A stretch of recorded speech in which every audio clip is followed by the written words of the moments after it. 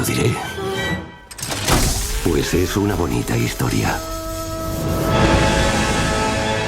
Soy Bella Baxter y existe un mundo que disfrutar. Circunnavegar es la meta de todos, progresar. Hi, Ramy. This is Pedro from Criaturas, Spain. So nice to meet you. How are you? Hey, Pedro. Good to meet you too. Well, you play Max McCandles in Poor Things. He's so calm and collected in the midst of all the insanity that's going on.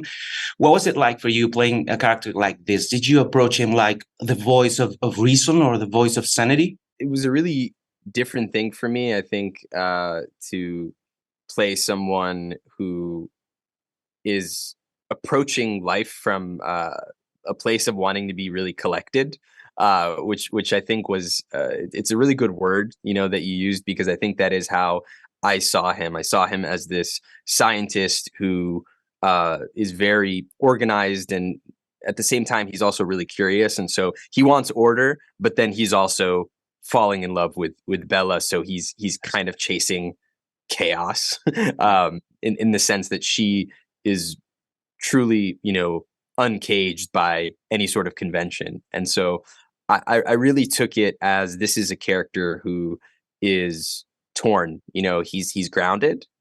Yeah. He also wants to fly, and so he's in the middle there, and he's really he's following Bella.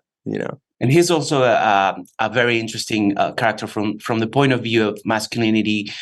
This is a story about a woman's journey of self-discovery and sexual liberation, and he represents a different or an opposite type of male character as Duncan, Mark Ruffalo's character. What do you think Max represents in Bella's world, in Bella's journey, in that sense? Well, he, in comparison to Duncan, Max is willing to let go.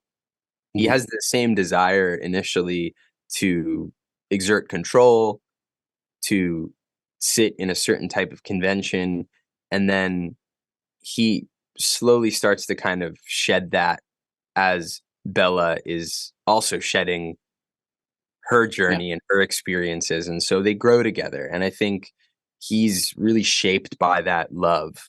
And I think he allows love to expand him. And I think that's kind of what makes their relationship stick out and last. Yeah. Well, Yorgos Lanthimos has a very specific, unique sense of comedy, of humor. Also, Tony McNamara, the writer. As a comedian yourself and a comedy writer, how did you connect with their mechanisms to make people laugh with this film? I think for me, I've always viewed Yorgos's films as comedic. And I think that a lot of people will walk out and say, that was really weird. And I'll be like, no, that was really funny. I've always felt his films are really funny. They don't check the box of broad comedy in a sense. Yeah. What was interesting about reading Poor Things when I got the script was it was Yorgos funny, but it was also fun, like big funny. And I felt, oh, wow, this is a huge movie. They're really going for it. And so I immediately connected with it as a comedy and understood the timing and understood the essence of what they were getting at. And then I was also blown away by how effortless it was, the way that they weaved there's so much going on, but when you read the script, it's incredibly simple. And that is brilliant writing. And so it was really inspiring for me. Well, speaking of weird funny, the film has very graphic and shocking sex scenes as part of Bella's journey. You're no stranger to uncomfortable sex scenes, as we've seen also in Ramy, your show.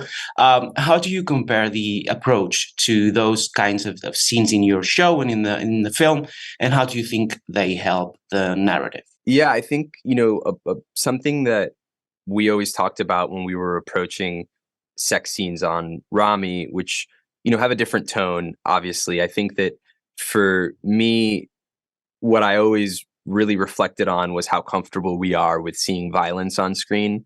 But then when it comes to sex, there is a certain fear, which I always thought was interesting because most people will have sex and most people will never be anywhere near a gun. but our entire perception of how we view them is flipped. I think this film obviously is way more nude than than any of my work. I think we've always kind of done a lot of really, I think we have some sex scenes on Ramy that are have been deemed pretty unique for certain things we've tried. And then I think this film definitely takes that to a much different level, probably in a way that only Emma could. But I think ultimately it also boils down to not sure that anyone really wants to see me with my clothes off, so I kind of kept them on for the most part.